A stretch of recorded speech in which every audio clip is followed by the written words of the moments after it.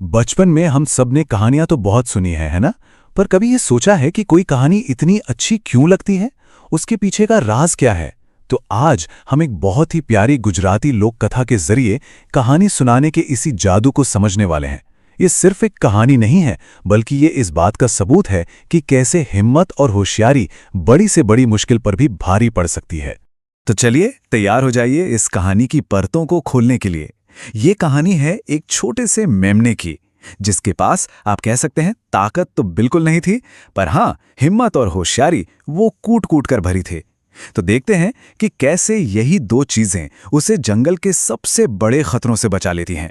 अब देखिए, किसी भी अच्छी कहानी की तरह इसकी शुरुआत भी एकदम सीधी सादी है। पहला हिस्सा है एक मेमना और उसकी एक इच्छा। यहीं पर हम मिलते हैं हमारे हीरो से और पता चलता है कि वो चाहता क्या है, और बस यहीं से पूरे एडवेंचर की नींव रखी जाती है। तो सीन बिल्कुल क्लियर है। हमारा हीरो कौन है? एक छोटा सा मासूम सा मेमना। उसका गोल क्या है? अपनी नानी के घर जाना है। और रास्ते में सबसे बड़ी रुकावट एक खतरनाक पहाड़ी जंगल, जो कि खूंखार जानवरों से भरा पड़ा है। समझ गए? यहीं से असली कहानी, असली स्ट्रगल शुरू होता है। तो अब कहानी आगे बढ़ती है और अपने दूसरे पड़ाव पर पहुंचती है, यानी जंगल का वो मुश्किल सफर।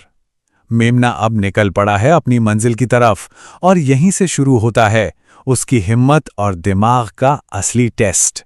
मेमना जंगल में अभी थोड़ा ही आगे बढ़ा था कि उसका सामना होता है अपनी पहली मुश्किल से। कौन? एक चालाक लोमड़ी। पहला खतरा एकदम सामने आकर खड़ा हो गया। और लोमड़ी वो तो बिल्कुल सीधी बात करती है, कोई लाग लपेट नहीं। मेमने की जान अब दांव पर लग चुकी है।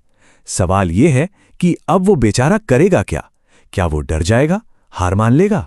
और यहीं पर हमें पहली बार पता चलता है कि मेमना कितना होशियार है। वो डरता नहीं, बल्कि अपने दिमाग का इस्तेमाल करता है।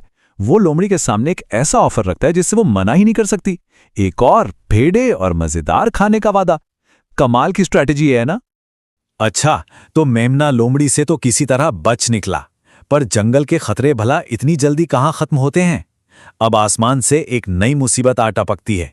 एक भूखा गिद्ध भी आकर वही धमकी देता है। यहाँ एक पैटर्न दिख रहा है ना? कहानी में ये जो रिपीटेशन है, यही तो इसे मजेदार बनाता है। इससे टेंशन तो बढ़ती ही है, साथ ही मेमने की होशियारी पर हमारा भरोसा भी और पक्का हो जाता है। और मेमने का जवाब, अरे भाई, वही अपना टेस्टेड और सक्सेसफुल तरीका। मजे की बात यह है कि मेमना अपनी स्ट्रैटेजी पर एकदम टिका हुआ है। उसे पता है कि क्या चीज काम कर रही है, और अब वो उसे पूरे कॉन्फिडेंस के साथ यूज कर रहा है। और अब आता है सबसे बड़ा खतरा, जंगल का राजा बाघ। ये है फाइनल और सबसे मुश्किल टेस्ट। अगर मेमना इससे पार पा गया तो समझो वो अपनी मंजिल के बहुत बहुत करीब पहुंच जाएगा। सोचिए जरा, बाघ की दहाड़ और वो धमकी यकीनन सबसे डरावनी रही होगी। यही तो थी मेमने की हिम्मत की असली परीक्षा। और एक बार फिर मेमने का दिमाग ही उसकी सबसे बड़ी ताकत बनता है। वो बाघ को भी उसी वादे से टाल देता है। अपनी होशियारी से उसने जंगल के 3 सबसे खतरनाक शिकारियों को चकमा दे दिया। ये साफ साफ दिखाता है कि दिमाग जो है ना, वो ताकत से कहीं ज्यादा पावरफुल हो सकता है। अब आता है कहानी का तीसरा हिस्सा, नानी माँ का आइडिया। मेमना अपनी मंजिल यानी नानी के घर पहुंच ही जाता है। वहां वो खूब फल सब्जियां खाता है और जैसा उसने वादा किया था, सचमुच मोटा ताजा हो जाता है। लेकिन अब घर वापसी का क्या? वो कैसे होगी?